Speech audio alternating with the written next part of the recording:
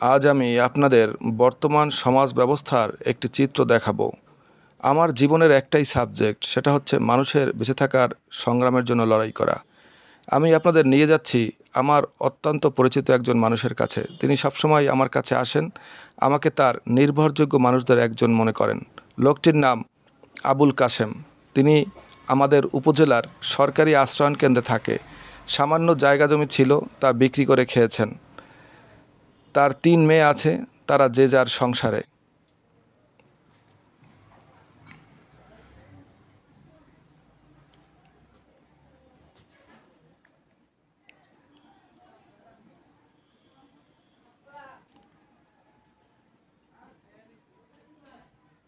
চলুন দেখি কাশেম চাচার কি অবস্থা।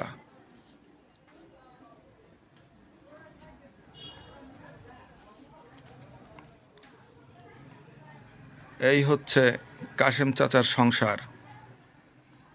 আসুন আমরা তার মুখ থেকেই তার জীবনের গল্প শুনি। কাকা কেমন আছেন? আলহামদুলিল্লাহ ভালো।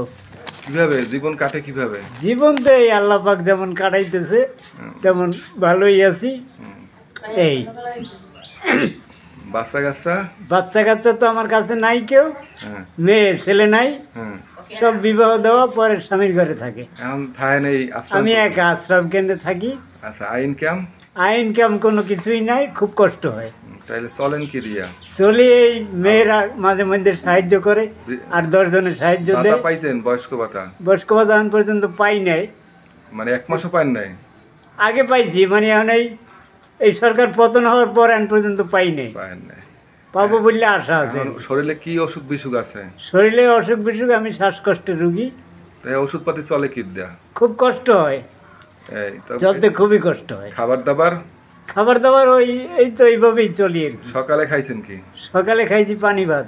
আর এখন দুপুর? এখন পর্যন্ত কিছু খাই নাই, এখন জোগাড় করবো, তারপরে খাবো।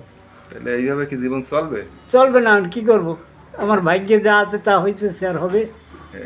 এই অবস্থা।